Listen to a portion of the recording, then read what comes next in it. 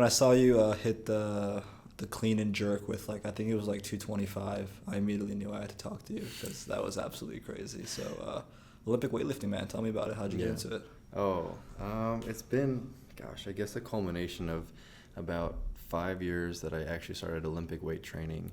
But even before that, like I've always been in some type of athletics, like through junior high, high school, and a little bit of college. And it was about my my sophomore year of college that I got into weightlifting in general. I started out powerlifting and developed a really affectionate love for like just general weight training.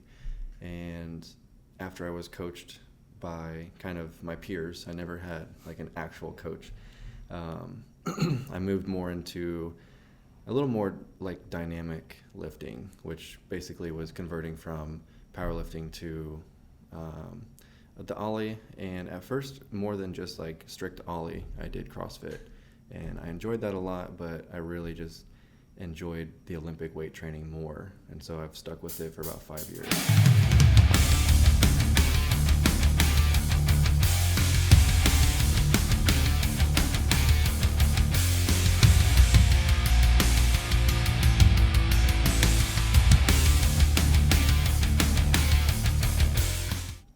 At the beginning, again, it was kind of just myself, teaching myself, my peers helping kind of coach me. And then about 4 years ago, I had my first actual coach. And she did a fantastic job of helping kind of develop my understanding of technique and movements. And with the strength that I had from my powerlifting background, it was good introduction.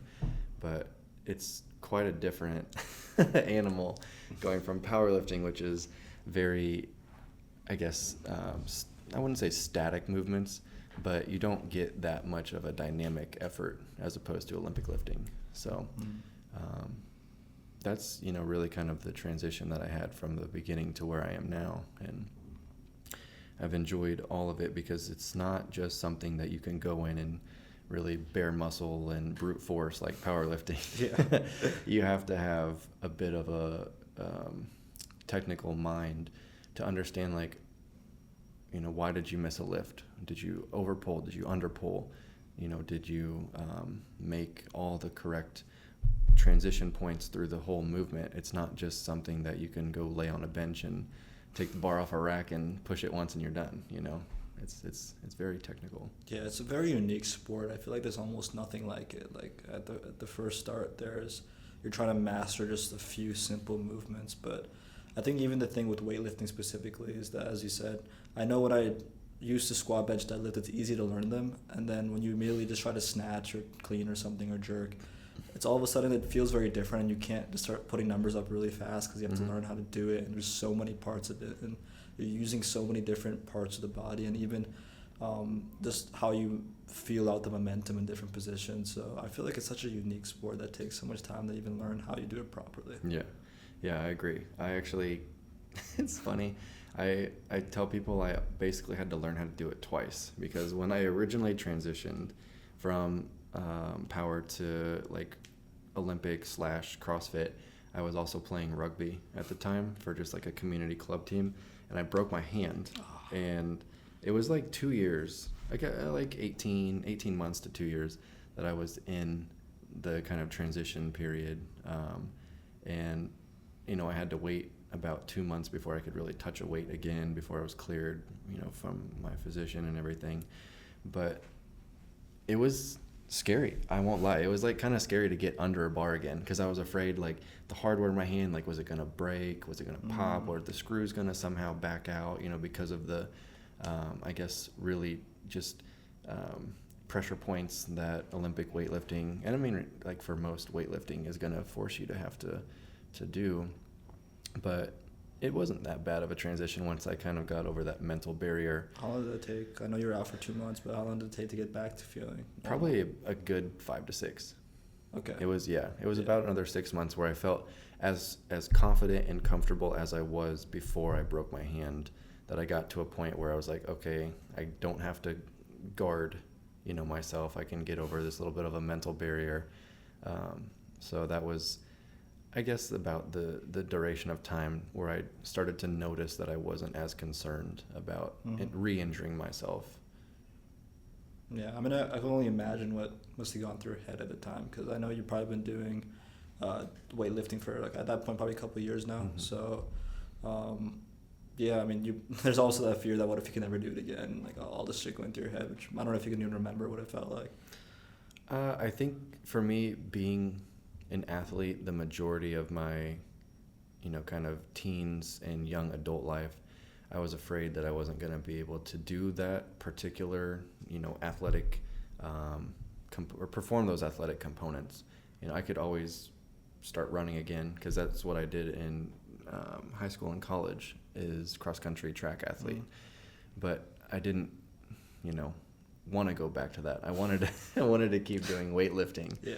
So that was, a little bit of a concern of mine. There's other things that aren't as, I guess, heavy on the hands as far as athletics that I could have maybe transitioned to. But not for weightlifting. Not for weightlifting, no. And my surgeon actually told me, he's like, whenever I got the original x-rays and everything, and we were discussing surgery versus just letting it heal kind of on its own, he was like, even if you do get surgery, 20% of people end up having to have the hardware removed because, like, your body rejects it, or if it does become refractured or doesn't basically get embedded into your bone like it normally should or would. And that was a concern of mine for a while. So I was like, man, if I'm the 1 in 5 people that has to go back, it's a big percentage. Yeah, go back into surgery to get this fixed, like, does that mean that I'm not going to be able to, do a couple of the things that I enjoy, and predominantly just in athletics, but nothing outside of that concerned me so much that I wouldn't be able to do other things that I enjoyed. So yeah, that's a good mindset. I mean, if you let it heal on your own, how long would that take? And I don't remember what he quoted me. I mean, because of the way that it was fractured, it was actually a spiral fracture, so it wasn't just like a clean snap. Okay. The bone basically kind of twisted, and so instead of a nice like, I don't want to say anastomosis, but instead of the bone healing, in a longitudinal plane, the way that it snapped, it had some jagged edges. Like, is that common? I couldn't tell you to be honest. I couldn't tell you to be honest, because of the way the way that I fell and injured it. I was being tackled in this rugby match, and I could probably fall 100 times the same way, being tackled the exact same way, and nothing would have happened. It was just the impact, I guess, from when I was carrying the ball, and when I got tackled, I went down, and basically all the force, with the ball being here and the ground obviously being my frame of or my contact point, just with that exact, I guess, transfer of momentum and force is how it happened. So, like I said, I could fall 100 times. So was the impact from the ground? Yeah. Okay. Yeah. And ironically, there was an emergency room physician that played on our team, and I went over to him and I'm like, hey, can you look at this real quick, because it doesn't feel right.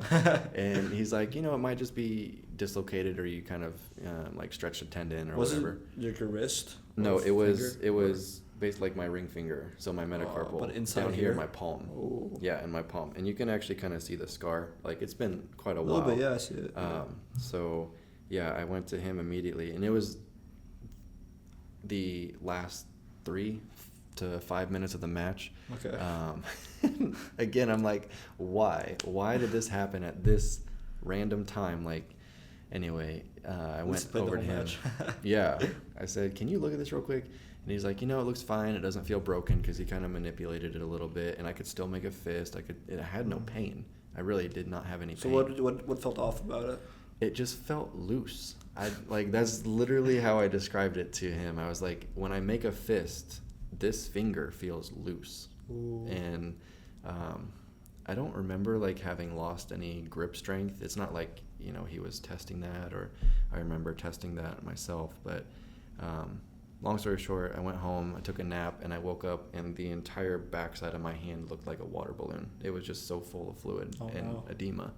And so it was like 8:30, 9 o'clock. p.m. and I knew he was working that night, and so I went into the ER and I was like, look, I gotta get some images of this because something is not right. And still, when it was looking like that, you still didn't lose grip strength? I don't remember trying to grab anything with it. Like, I knew something was wrong enough to not hurt it more.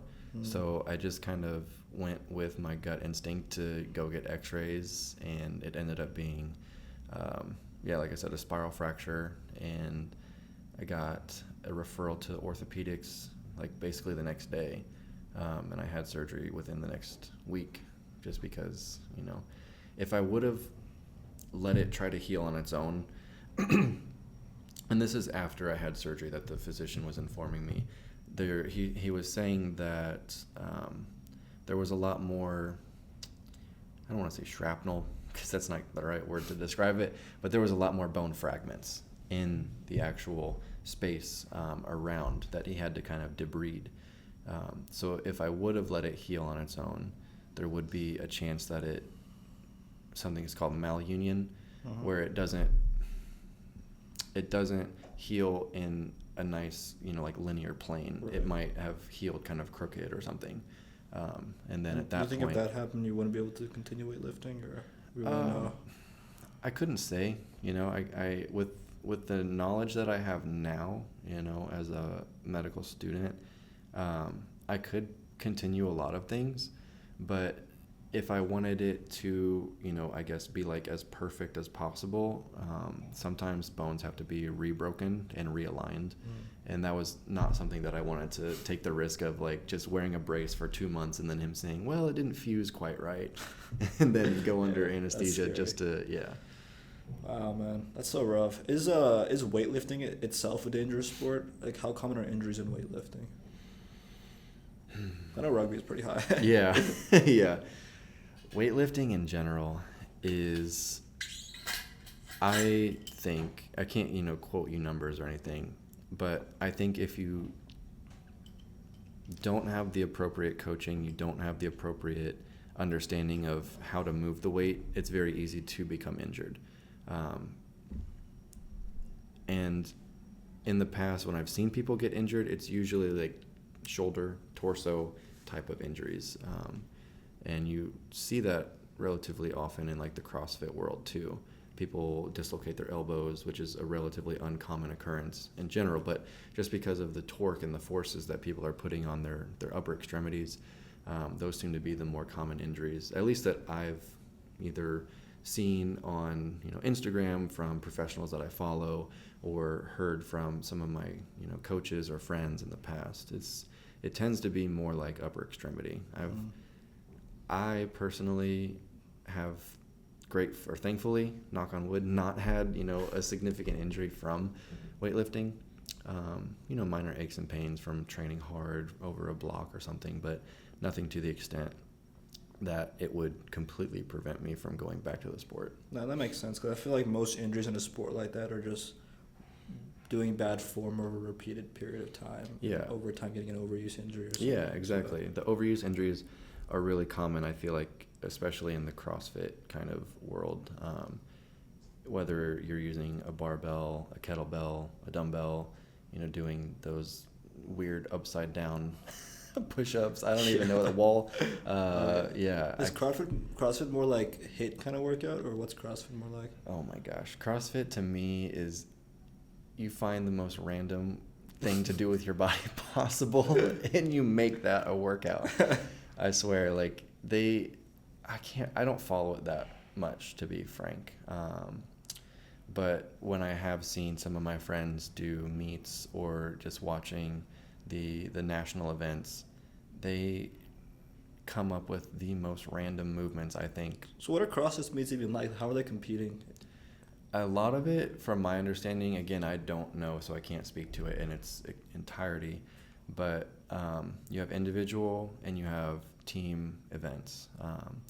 And it's just kind of a conglomeration of different either single events or a multitude of events in a row, and usually they're timed, or they are for a particular amount of sets and reps in a timed interval. and it's kind of, in a sense, also like a race, and at the national level, my understanding is each event is scored in some way, shape, or form. If you're first, So kind of like gymnastics. yeah, I guess so, in a way. Yeah, in a way. And then other events are scored based on how much weight you lift, and there might be a time cap.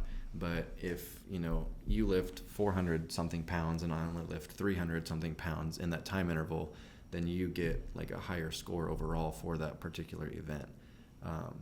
But I've honestly never researched the depth of how they score it, why they choose particular events in a single meet over others, and so I can't completely answer that. I asked because I've heard a lot of people say they train like CrossFit style, and I kind of had an idea of what it was, but I didn't even know that they did national competition for some like CrossFit kind of training. So yeah, it's pretty cool. But yeah. And people all over the world. I mean, I think it's Rogue that kind of hosts or sponsors like the big one here in the United States. They make gym equipment, right? Oh yeah. Okay. Yeah. Sounds familiar. Yeah. Interesting. So with your weightlifting, do you have any meets coming up soon, like this summer at all, or? I probably will shoot to do one either in September or October. My summer is very busy with school and kind of planning for a couple exams that I have in August. I would like to be under as little stress academically as possible, so that way I can make sure I'm training adequately to the level that I feel ready to do a meet. Because when I do a meet, I don't want to go into it, for one, feeling unprepared and not at my peak, right? So when you train, you have kind of like your maintenance, and then you have different levels of where you're maybe building strength or building technique, and then you peak at a particular time, which is usually when you're trying to go do a meet. That way, if you PR, obviously that's the goal. But if I went to a meet and did not even make like 95% of what my maybe training max or previous max at a different meet was, I'd kind of be disappointed, because I put in so many months or weeks worth of effort to perform well, and then I guess basically not make the level or achieve the level that I expected for myself, so I want to be prepared as much as possible. Makes sense. What's your approach to training, I guess, in general, and even this summer as you're looking forward to maybe September, whenever you decide to do your next meet? Just the format of it? Yeah, I guess in general, just like how does someone even train for weightlifting? 'Cause I think it's such a different thing that most people are not familiar with, especially people who lift, that you're kind of training these three movements, but I guess how hard do you go each workout? Like, how do you balance out workouts throughout the week? Like, how do you build up to the meet that when it comes out? Right. So I have a coach that takes care of all of that hard thinking and, basically program building for me.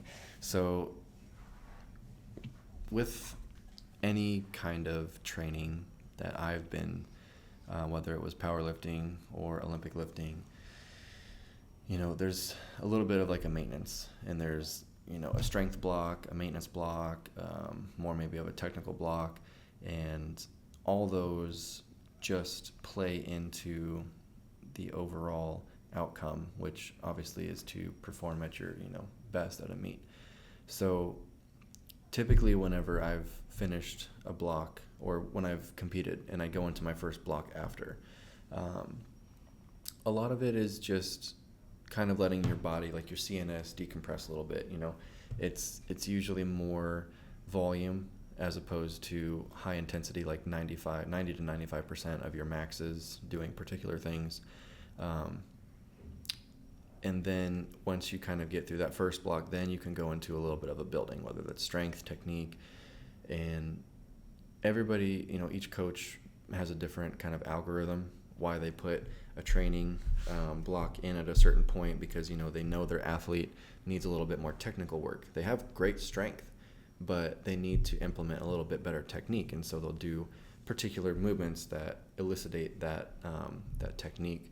And for me, thankfully, like I said, I don't have to think about it that much because my coach does all that for me. But right now, I am about 3 weeks from peaking, and I'll just do like kind of a mock max, or I'll just do some of my heavier lifts at a local gym, and that'll be my kind of peak week by the end of it. With that being said, right now I'm definitely hitting higher intensity, more reps and sets of like 2 to 3 and 85 to 95% of my current maxes. And then you have a little bit, like usually about a week out, you kind of do a bit of a deload where you give your CNS time to catch back up. So this is like a week out from the meet? Yeah. Or peak? Yeah. Okay. Yeah, exactly. It's pretty close. It is close. It is close because think of it like it's a crescendo, right? Mm-hmm. You are building up to what you would like to be your maximal effort. And unfortunately, we're humans not taking any substances. That our body does need a little bit of time to catch back up, from the intensity, because you can't perform at 95% maxes every single day. It's just not humanly possible. Mm-hmm. And then expect to come out on the other side of it stronger, because you'll tear yourself up trying to do that for too long. So you kind of build this crescendo with the higher intensity, lower rep scheme, and then you take a tiny bit of time off, even like 4 or 5, I'm not going to say 7 days, but 4 to 5 days where you're essentially tapering back down. You go into the gym and do the movements at like 50, maybe 60%, just to continue the fluidity and to continue actually performing those movements. Because you might think that, I can snatch, very comfortably this many weeks, you're in a training block, like a 4-week training block. Even taking like 3 to 4 days off, your technique can start to dwindle, which is really surprising. But that was something I've kind of learned over the course of my time Olympic lifting, that, I might feel like garbage and I take a couple days off, but sometimes that can almost be a hindrance, because the repetition of doing the movement is really what, for me at least, has helped keep me in a state of top performance. If I take 4 to 5 days off, it's like I completely forget how to actually do the lift. Wow. Timing gets thrown off. How long does it take to get back into? Just a couple training sessions. Okay. But for me at least, like if I take more than 3 to 4 days off, say I take a week, like I go on a vacation, I don't touch a barbell for a week straight, I come back and I feel like I kind of have to learn how to do it all over again, just for that first session maybe. Right. Because you learned faster this time. Yeah, so, yeah. Interesting. Yeah. So do you feel like, despite weightlifting now for, you said 5-6 years, do you feel like your technique can still get better? Like, is that a constant improvement? Oh yeah. Okay. Yeah, absolutely. Every time that I go into a session, and it's not like I'm training the same movements every single day. I'm not clean jerking, I'm not snatching from the ground, every single day. There's a lot of variability in the way that you can train Olympic lifting. You can break down the movements in almost like in endless amount of ways. You can just work on the jerk, you can just work on the clean, you can just work on a pull from the floor. So there's a lot of different ways you can break down the movements, and that way, I guess, for one, you don't get kind of maybe bored or tired of doing the same thing day in and day out, like squat, bench, deadlift, squat, bench, deadlift, So that's one way that it kind of is another unique, I guess, feature of the sport. If that makes sense. Yeah, no, for sure. And when you have your peak days, are you just going to keep increasing until you can't do it anymore, or are you stopping at about 90-95%? Or when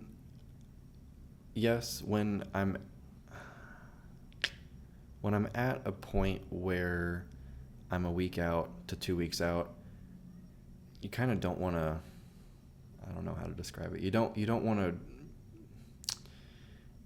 want to push your maximal effort too early. right? So that way, when, a little bit like premature, I guess is the best way to put it.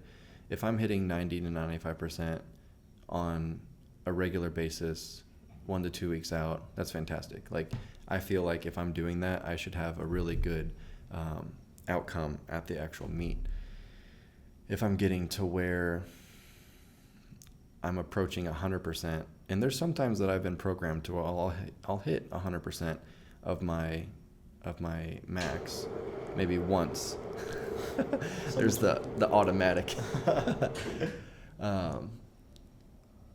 Maybe I'll hit 100% of my max like 2 weeks out in an attempt. If I make it, great. If I don't, that's fine too. Mm-hmm. But at least like my body is feeling what it's like to put myself at that percentage. If that makes sense. What about on the meet day itself? Like, are you just going to go as much as possible, or there's like you'll stop before you get too close to failure just because you don't want to go too far? Right. So at a meet, you have the platform, which is where you're judged. There's 3 judges, and they're looking for all the technical things, right, to call you out on. If you don't do those things, you're going to get red flagged and you miss a lift. When you're they call it the back room, when you're behind stage warming up, you want to get relatively close to your opener, what's your first attempt, right? Some people, it just depends on the coaching, I guess, the coach's discretion as well as the athlete's discretion. But when you get to your first attempt, some people play it really safe and they just want to put a number on the board, right? If you say you're snatching or you're clean and jerk is 100 kilos, your maybe previous PR at a meet or your gym PR is 100 kilos. You might just play it safe and go in at like 92 kilos and just put a number on the board, because you only get 3 attempts at the clean and jerk. If you fail your first attempt, do you still get to go for your second attempt? Okay. Yeah, you get 3 attempts no matter what. If you fail it, it doesn't count, obviously. And then if you fail it, you can't go down in weight. You can only stay at that same weight or go up. Interesting. So if you attempt 92 kilo clean and jerk and you miss it, you can't go down to 90 on your next attempt. You either have to stay at that weight or go up. So sometimes a lot of people will just put a number on the board. Like I said, your training max is 100 kilos. You put 92 on the board, great. Then you can go up to like 97, 98. Or if you want to just kind of go balls to the wall and PR on your second attempt, go to like 101, That's common too, right? Yeah, it's pretty common. And then on your last attempt, that one is really just like all send guts. Yeah, send it. 108 kilos, I mean, that's a big jump, 102 to 108. Yeah. But like at the, I don't want to say novice level, but at this intermediate level, kind of what I feel like I'm at. By no means, I don't ever expect to go to like a world's competition. I'm definitely not strong enough. No. One day. Maybe, we'll see. Maybe once I get into my late 30s and 40s, maybe I'll do like a senior or a master's. Catch up with you 20 years from now and see you on stage. Yeah. Once I get 35 and hit that master's level, then we'll see. But it just really comes down to what the goal of the athlete is and their communication with the coach. I personally let my coach decide. I don't want to know. I don't want to know what the number is. So even on the day of the meet? Yeah. Oh, wow. Yeah. I don't want to know what the numbers are. You just execute? Yeah, I just execute. Because in my head, I might get fixated on that. Be like, okay, I know my training max is 135 clean and jerk, and I walk up. I don't even look at the plates because like the plates are colored, right? Yeah. And so out of the corner of my eye, so she doesn't even tell you what weight she decided. Yeah. Oh wow. Yeah. Exactly. Interesting. Yeah. The last meet I did was in Barbados when I was down in medical school.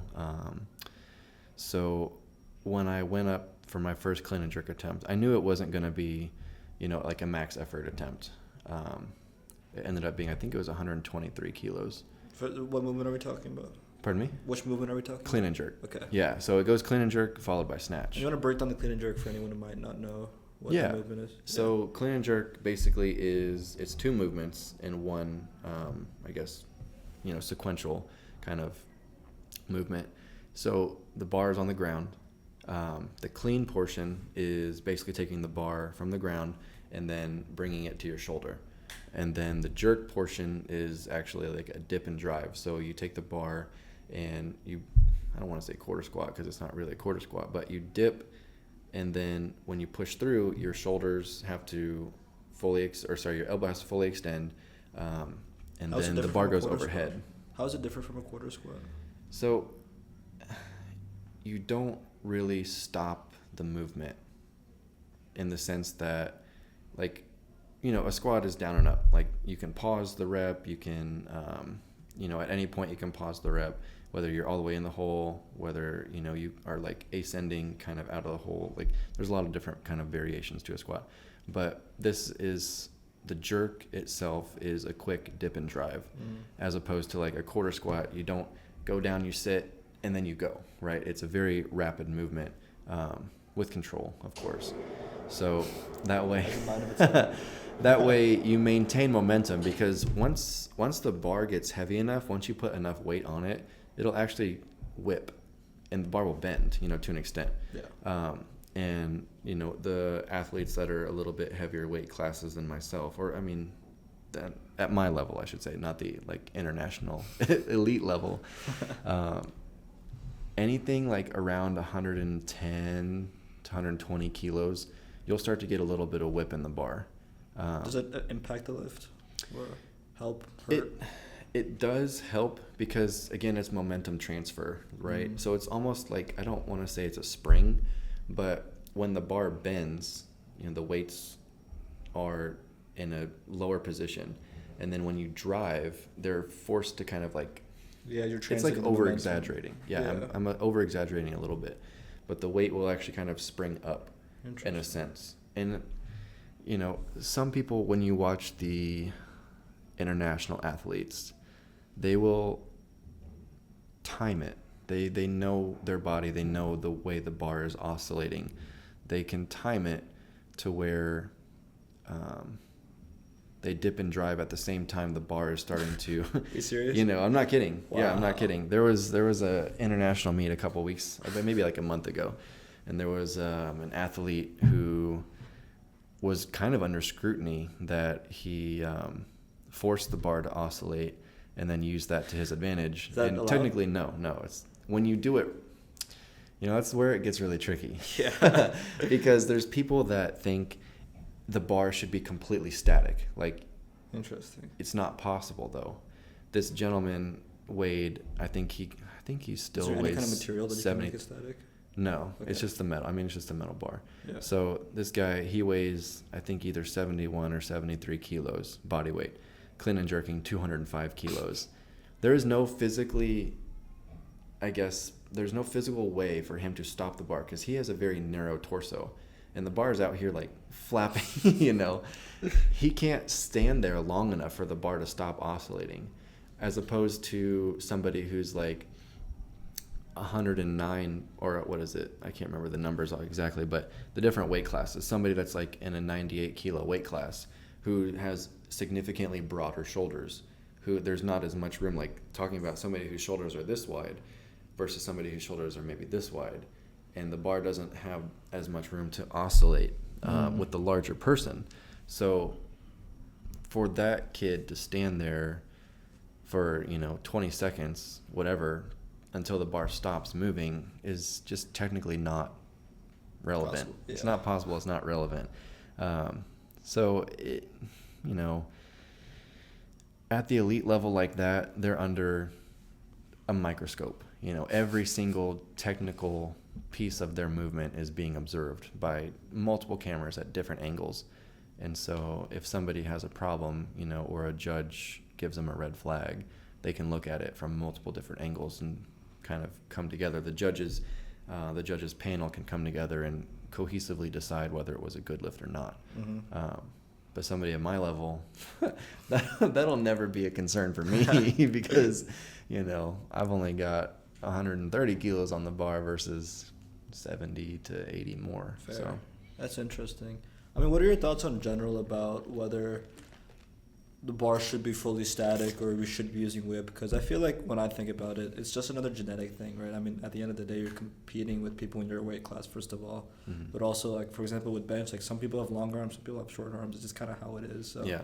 do you think it's a problem, like, that it should be more standardized? Or do you think that people, athletes in general, should be able to utilize that to their advantage? I think as long as everybody's held to the same standard, then it's fair. There's not a really good way, and I feel like the sport of Olympic lifting, to appropriately standardize that, because the bar is metal, right? It's gonna do what metal does. It's gonna flex. It's gonna bow.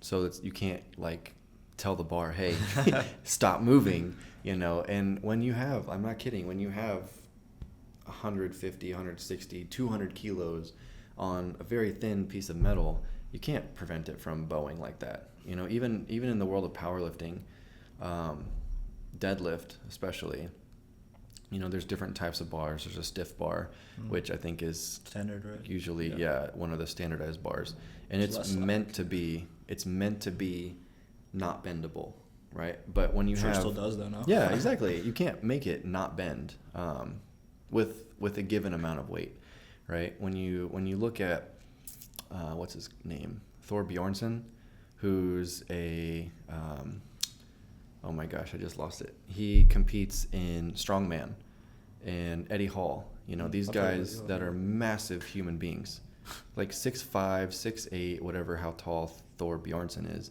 And he's deadlifting 1,000 pounds, 800 pounds, anywhere, and like 800 and beyond. For his weight class? I don't know what the offhand, I can't remember what the world record is for a strongman deadlift. Yeah. I want to say the number that I consistently hear come around every year, like around the time the Arnold Festival happens, is like 500 kilos. I don't remember exactly what the world record is like set right now, but you can't prevent the bar from bending when you have 1,000 pounds on it, right? It's not possible. Interesting. Yeah.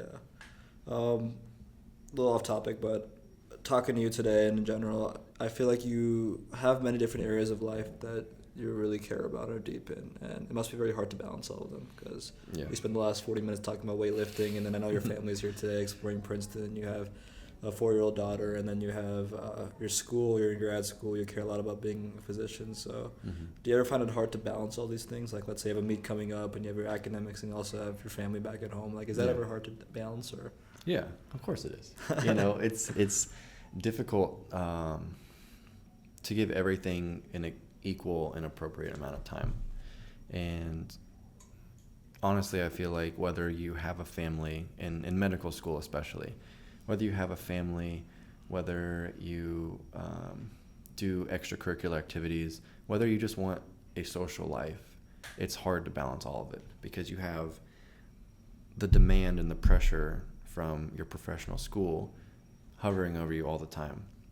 And I have a lot of friends that had to make and continue to have to make difficult decisions, like, you know, is it worth flying home for Thanksgiving, for, you know, a parent's birthday, for my sibling's birthday, if that's going to mean that I miss 3 to 4 days worth of school, or like right now I'm in my clinical rotations, right?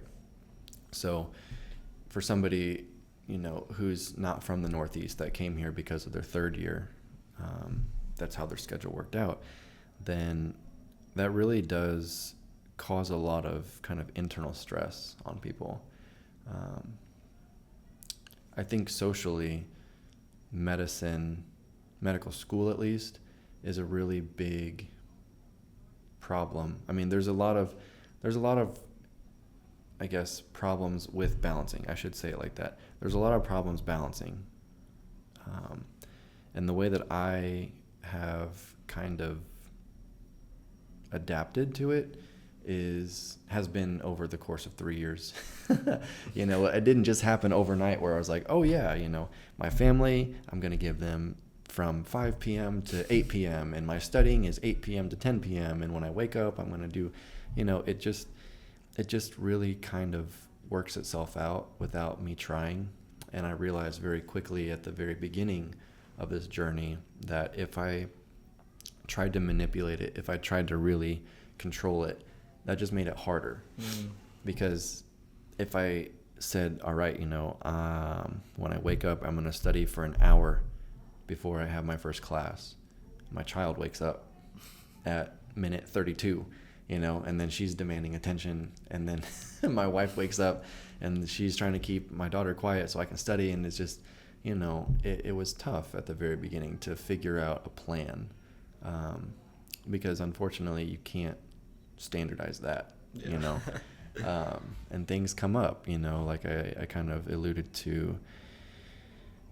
When you have family emergencies, when you have other things that you're responsible for, like I know people who are in medical school who like actually still work somehow, some way. They find time to work. Maybe it's not like a 9-to-5 job at a physical location, but has been a big era of people becoming like med influencers, and they have a very active social media account, and they make money off of that. So those people have to find time to record, edit all their videos, get back for brand deals, things like that. So it's not just, medical school only. It's all the things on top of that. And it's hard, but you find a way. You really do find a way.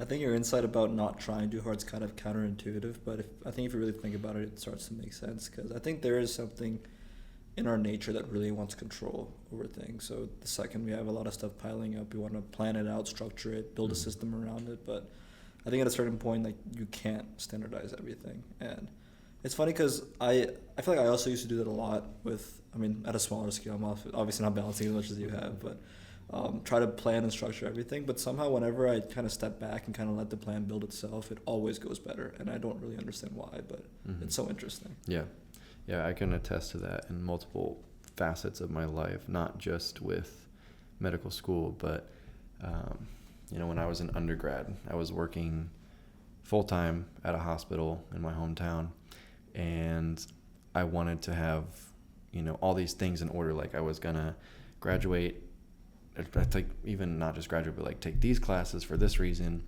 and I was going to work, X, Y, and Z hours, and I was going to be like social and have all that. And the harder that I tried to control those little pieces, the more it really stressed me out, because when it didn't fall according to the way that I thought it should, whether that was because I thought it was most efficient, I thought my way was the best way. And unfortunately, I've consistently been reminded that my way is not always the best way. Whether that's divine intervention or, just the natural way that the world kind of works. For some people, being able to let go of that kind of white knuckle, bear down, and it's going to be my way or no way. I really feel like it comes with maturity. It comes with understanding that there are going to be things in your life that pop up that happen completely unexpected.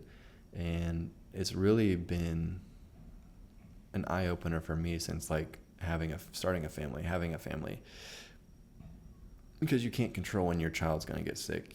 You can't control when they get hurt at school, or your spouse gets sick, and anything in between. They have an emergency. And then us being all the way out here in the Northeast, we're from Missouri, so we really have nobody to depend on but ourselves. And so as much as I've tried to do my best to make a plan and stick to that plan, and when it works, amazing. But I think with maturing professionally, personally, and in your, maybe relationships, not only marriage, but friendships, you got to have a little bit of adaptability, and that makes a big difference in your day-to-day living.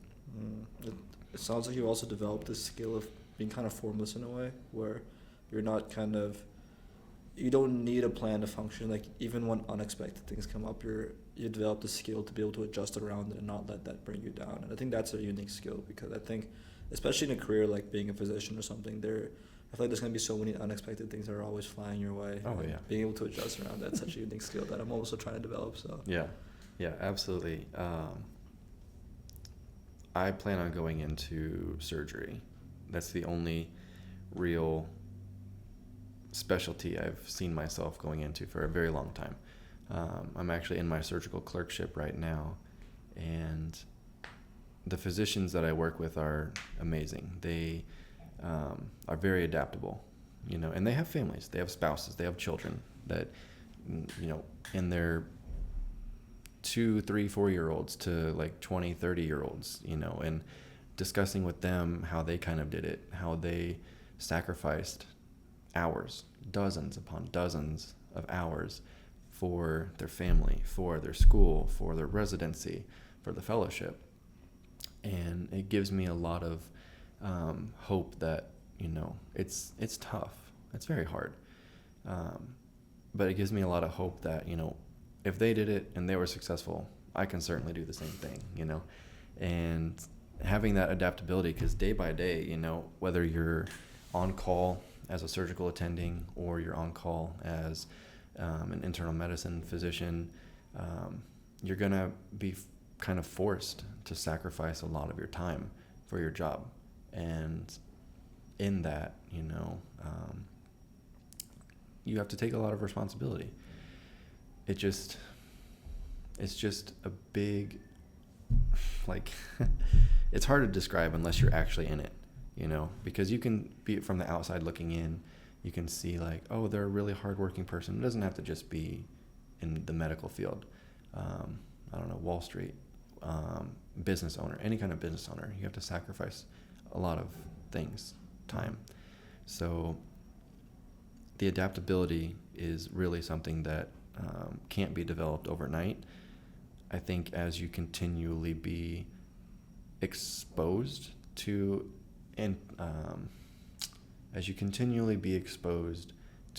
situations where you're forced to adapt, that's how you build a better, I guess, sense of adaptability. If that makes sense. I don't know if that really was like kind of pinpointed on your question. Yeah, it's interesting because I know before you were talking about how you had to sacrifice things along the way, like your social life, for example. So, I mean, when you look back at life and all the goals you've kind of set for yourself in many different facets, like, what have you had to sacrifice along the way? And do you regret anything you had sacrificed in the past, or? I wouldn't say I regret it. I may, at this point, look back at things and say I could have handled the situations differently. Not that, the outcome that did, I guess, follow through was anything that was detrimental to like a relationship that I had or whatever. But I definitely think that, gosh, these are deep. Yeah, I don't know. Say it again. Let me say it again. Your question, I'm sorry. I know before we started filming, you mentioned that in college, like, there were some things you sacrificed, like your social life, for example. Yeah. And I'm just curious about, like, I know that since you've tried to achieve so many goals in your life, like, it's inevitable you'll have to sacrifice things along the way. So in retrospect, like, I guess what are some of those things you sacrificed, and what kind of led you to that reasoning that this is something I need to sacrifice to achieve what I want to achieve? And, yeah. I think more than anything, when deciding what I'm going to allow myself to give up, was, first of all, why am I giving that up? Is it going to be something that eventually becomes fruitful? Like, is it going to benefit me? And then, a third thing, the outcome that did occur, is it worth repeating? What I gave up, is it worth repeating? Kind of like with the second thing, like, is it something that became fruitful? So a lot of it is time. My spouse, for example. So when I finished my undergrad in 2017, I applied to a couple I applied to U.S. medical schools twice, 2 years in a row. And unfortunately didn't get in. And then that led me to apply to the school which I go to now, which is an international medical school. And when I had the first discussion with my spouse about applying to an international university, she was incredibly supportive, and I'm very thankful for that, right? I think anybody would be. But knowing that we would be moving to another country with, at that time, an 18-month-old, that was a major concern for me, that, my partner would feel comfortable, that my child would be safe. Everybody would be, not just everybody as in like her, myself, and our child, but our family, right? Was it worth putting stress on our immediate family members? My parents, her parents, thinking that these, young people are going to move to another country, which most of them have never even heard of, and basically kind of go on this adventure for the betterment of like my career, right? And it was incredibly selfless for my spouse to say, you know what, if that's your dream, then let's do it. Full confidence in me, full confidence in our relationship and ourselves. And so that was a major, I guess, sacrifice that, we both had to give up a lot of things. The comfort of having a house of our own, moving to a country where This is Barbados? Grenada. Grenada, yeah. So, a house that we lived in that was ours, to basically trying to find an apartment over Facebook Messenger with these people. How easy was that? It honestly easier than I expected. Okay. But it's still like kind of scary, because you're like making these international transactions, and you think, oh, are they somebody that's just like a fake, I don't know, a fake person that is posing, an apartment that actually doesn't exist. Yeah. And are we spending $1,000 to put a deposit down on something that is not going to be there when we get there? So that's scary. But then, other sacrifices in my life outside of that, I guess really just was a significant element of trust that the decision that I was making was going to be beneficial. Was it worth going out of my way and leaving the country to pursue my goals and my passions? Absolutely. I would not change that for a second, because the experiences that I had on the island, being in my first 2 years of school, I would have never got to experience if I would not have gone there. The culture that I was allowed to live in and experience, not only for myself, but my child, for my wife, the friends that I met and that I continue to have daily conversations with all over the United States now, as we've kind of entered this like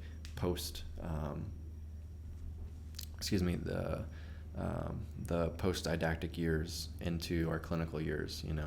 A lot of them are up here in the Northeast between New Jersey and New York. Some of them are out in California. Some of them are in Florida. So I think it was completely worth giving up my comfort of being in a nice, modest Midwest home and living environment, so that I can ultimately achieve my goal, my career goal, and that's been incredibly fruitful. Amazing, man. So Grenada is a Latin American island, right? It's in the Caribbean. Yeah. Okay. So it's about a 45-minute flight north of Trinidad and Tobago. Okay, got you. So it's way down there. So you said you loved assimilating to the culture there and meeting the people there. So what is it like over there? Yeah. It's a melting pot. I will say, like America, I have lived my entire life in the Midwest.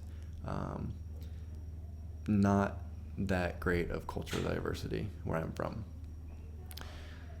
The first day, getting off the plane in Grenada, immediately immersed in, it's a different world down there. People live very differently than in the United States, at least what I'm used to, Very vibrant. I mean, the island is so incredibly beautiful. It's green all year round, pretty much all year round. There's some droughts. They go through droughts. But the island is so alive and it feels so comfortable. And, you know, it took some time to get used to how things kind of function. Like going to the grocery store is a little bit different down there than going here. Like they have to have, I mean, they essentially have to have all their products imported, right? There's a lot of local vendors that grow fruit, that grow vegetables, you know, have, you know, the meat markets and things, fish markets especially. But when a grocery store ran out of an item, it might not be a week, 2 weeks before they get that item again, because they literally have to import it, you know. Were there common items that would often go or disappear for a week or two? Like the things that I wanted, no. Okay. Because I was fine buying like the off-brand everything. Yeah. But there are a good amount of people, not just students, but I mean even local people traveling. It's a major sailing island, because a lot of people will come off of Florida, or they'll come out of the Gulf and kind of hit all this island chain, getting all the way down to Grenada. Grenada is kind of like basically the last major island in this series, and before you would be just basically like an open water for I don't even know how many like nautical miles before you would get to South America. So a lot of Americans that I met, they would tell me, you know, my family and I, we sailed from Miami, went to, you know, Cuba, then we hit Puerto Rico, then we hit, you know, this island all the way down to Grenada. And then they actually stay there for a couple weeks, a month, and then they sail all the way back. Oh, wow. Yeah. So it was really unique. So like grocery store, for example, people that are traveling, they you know, they buy all like the name brand stuff. They buy not so many. They don't go to like the local markets as much, you know, maybe because this is the first time they've ever been to the island, or they're just used to a certain product and they know that product is there. But then every fall, spring, a group of, I don't know, 300 to 400 students comes in.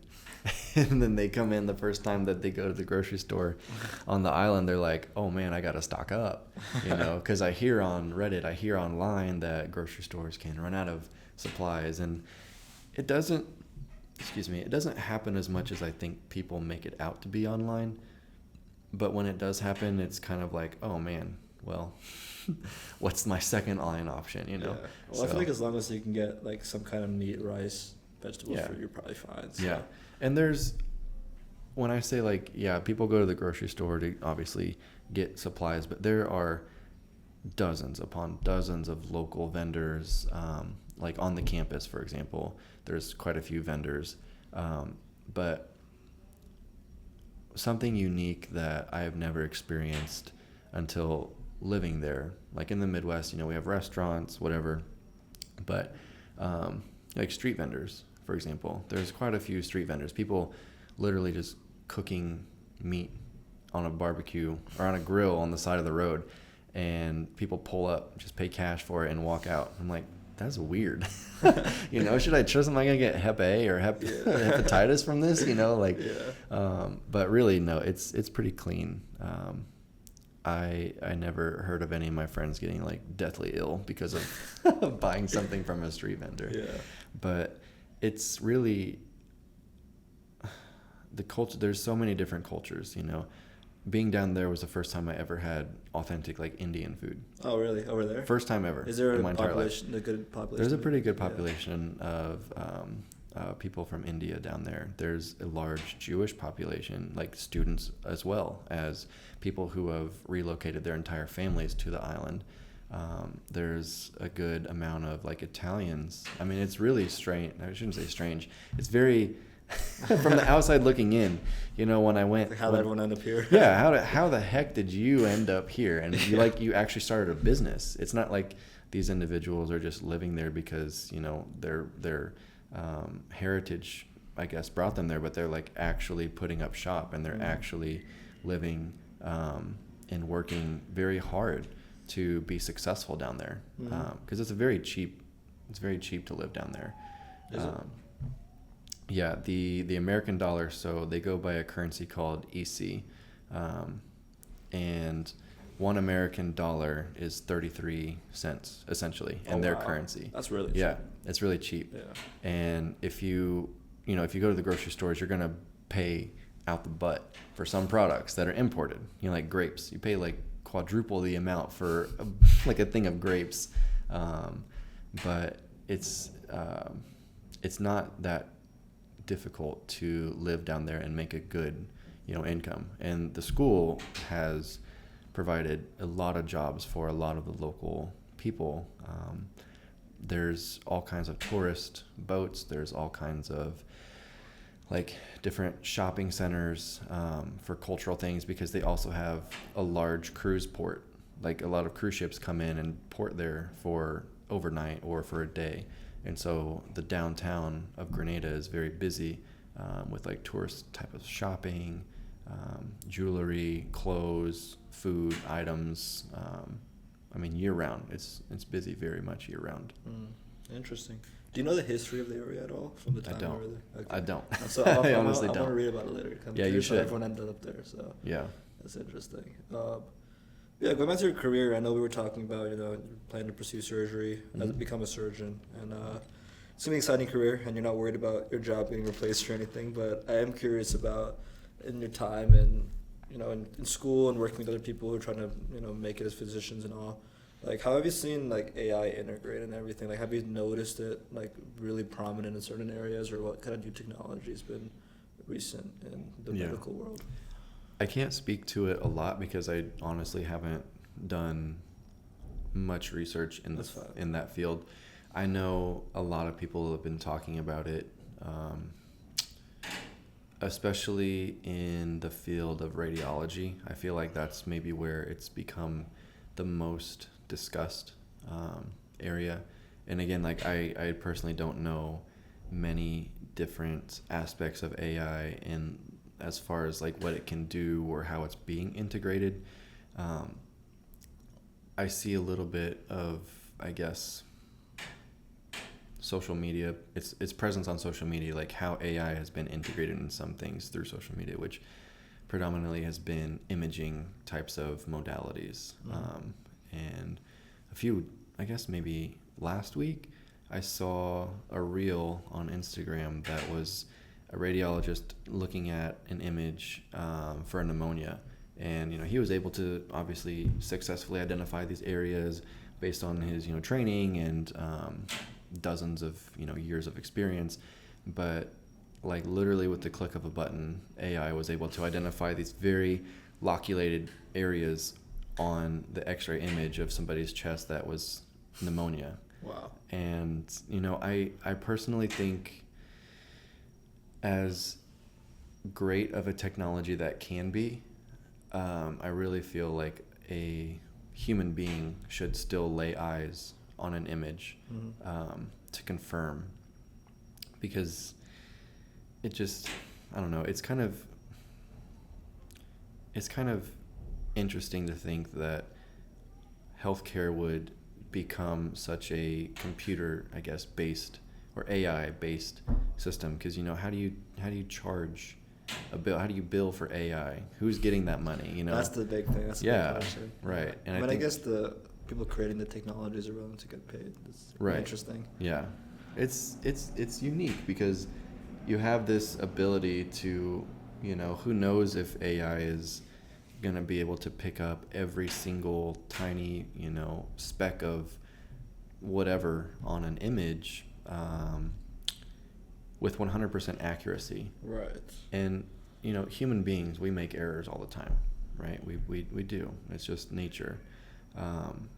But I feel like it would take away from the humanity part of what medicine is to completely rely on an artificial intelligence system like that. I wouldn't go so far as to say, like, when somebody goes in for something like an x-ray or a CT or MRI, that you won't have any human interaction at all. And I would think it would be kind of a disservice to the human race if, essentially robots took over that, right? So there really needs to be a human element, in my opinion, of any sort of medical interaction, whether that's surgery. Like there are robots that we utilize in the field of surgery, but it's not as if somebody's not controlling the robot. If that makes sense. I agree. I don't see a world, anytime soon at least, where we have a fully autonomous healthcare system with no human employees. Like that is pretty extreme, and maybe one day, but I don't see that happening anytime soon. But I do think that the one thing AI might be good at is just pattern recognition, and I think there can potentially be a lot of automation there. Now, again, the accuracy probably will take time, and there's probably some symbiosis with, like, sure, it's doing a lot of the work, but it's double checked by a human, so there's some interaction there. But I still see like a human managerial class like managing all that, because there's going to be so many tools and interacting with, and they're probably buying the AI tools from a different company. So there's probably still be a lot of employees interacting, and as you said, there's almost a humane part of interacting with someone when you go to the doctor's office. Like you still want to talk to a nurse, you still want to see a human face there, because there's something about it that you can't replicate. So I think people will get scared that all the jobs are going away. I don't see that happening.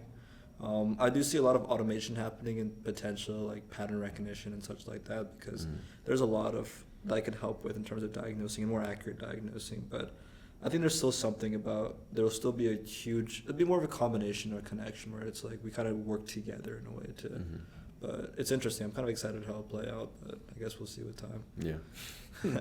Only time will tell, man. Yeah.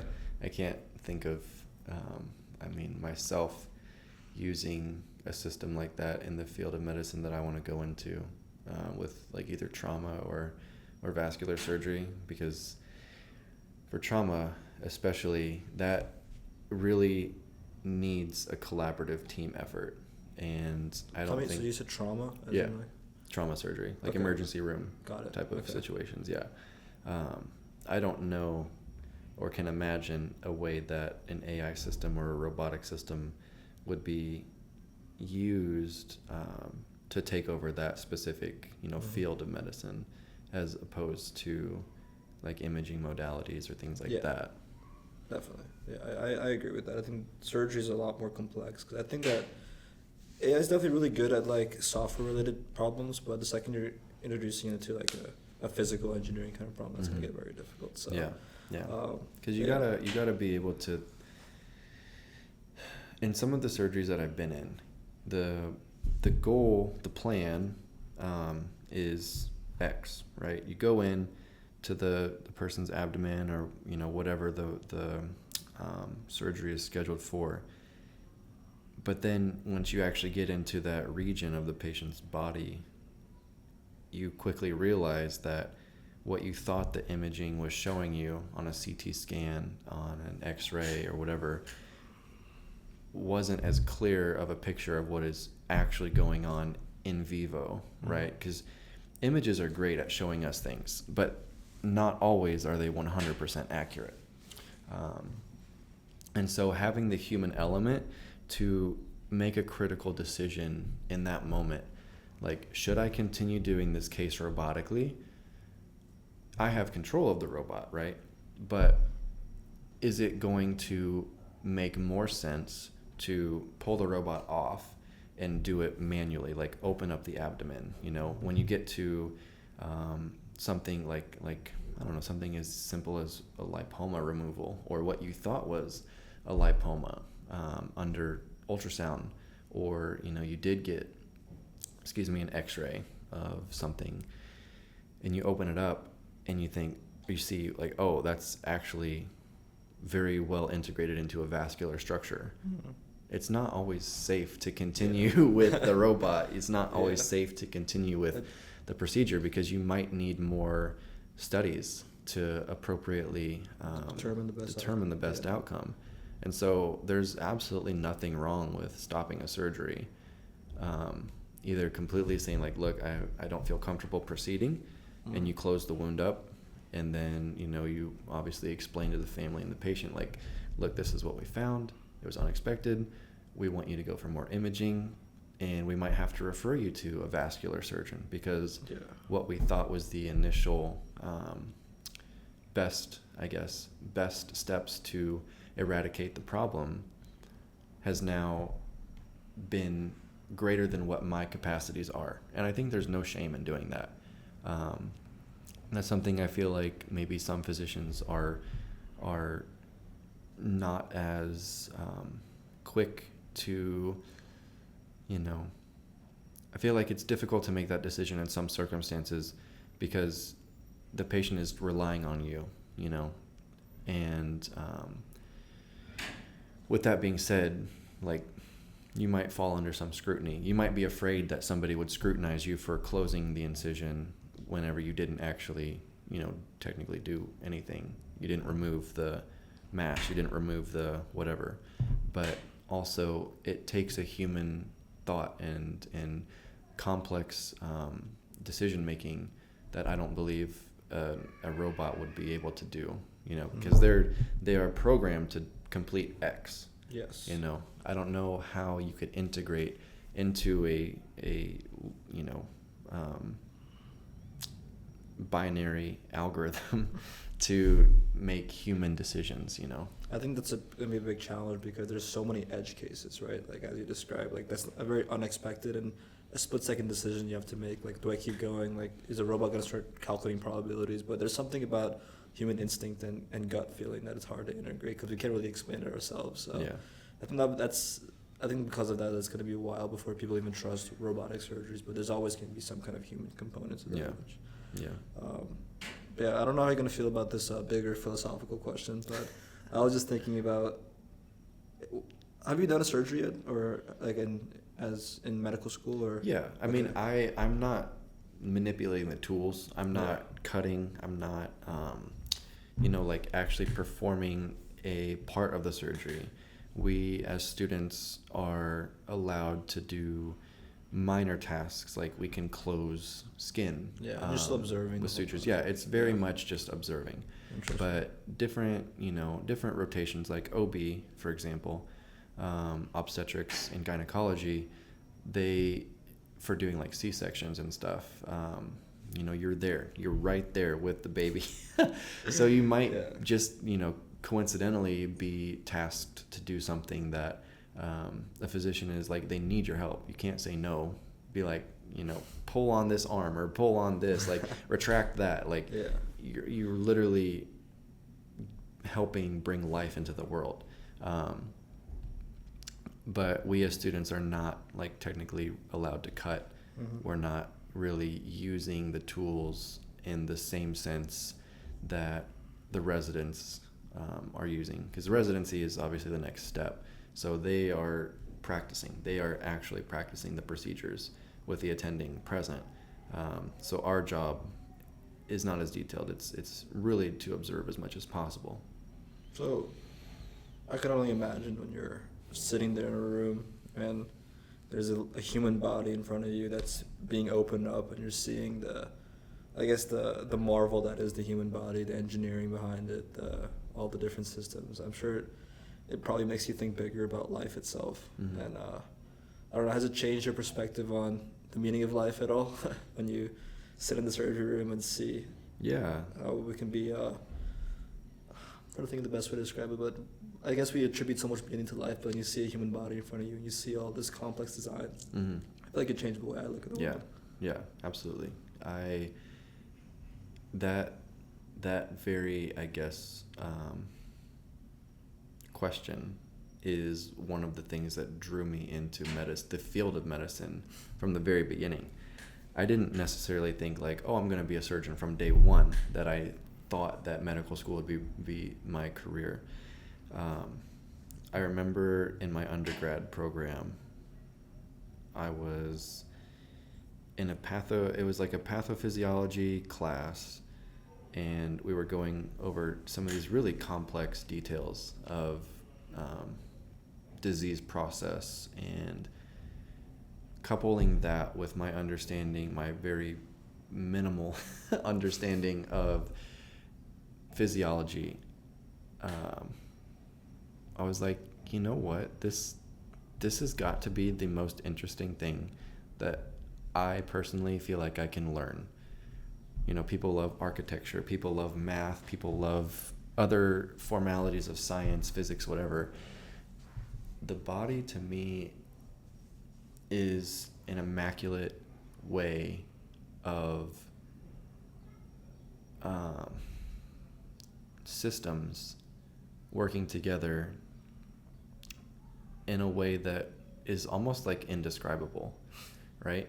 Because, I mean, we can break it down into the minutia of the mitochondria does this, which helps for this, which helps for that. You know, it's almost like a continuum. But one thing that is difficult to conceptually understand, even at the level that I'm at as a third-year medical student, and probably, I mean, even well into my residency, is how to better understand the complexity of systems. You know, the cardiovascular system, the pulmonary system, the renal, like everything. It all functions in such a harmonious way until a pathology comes along. It all functions in such a harmonious way that is just, it's fascinating to me. I don't have to think about my heart pumping. How does my heart pump? My brain tells me, you know, like there's systems, you know, throughout the body from head to toe. Like I don't have to think about, oh, digest right now because I just drank. I just had a meal. Oh, pump your heart. Don't forget to breathe. Don't forget to do this. Like my body is regulating itself in so many different ways. And it's that unique, I guess, really just functionality of all these different systems that are integrated into the human body that was a massive draw into my goal to desire to understand it at a deeper level. Yeah, it's a great answer. It's the human body's this beautiful thing that can clean and jerk 130 kilos, and then somehow the hand can heal itself and fight off the cancer cells in the immune system, and also sit here to have this conversation right now. So Yeah. it's amazing, man. I'm excited to see how your career develops. Hopefully we'll stay in touch, and I want to see you on the Olympic stage one day. Absolutely. Absolutely. And, be a successful surgeon and a successful dad. And thank you for coming down and having this conversation today. Yeah, absolutely, man. It's been a pleasure. I appreciate, the fact that we ran into each other is so, it's random, but it's like it was meant to be at the same time, to share my story with anybody and everybody, because it's not every day that we get to interact with such unique people as yourself that builds this platform for others to see and to learn more about the people we surround ourselves with, So Yeah. it's really appreciated. I appreciate it, yeah. I think everyone got a story to tell. And it's like you said, with them for an hour and a half, you learned all these crazy stories in the back. So it's only possible when people like you decide to come out and do this, dedicate a couple hours on the weekend to have a nice conversation. So thank you. No problem, man.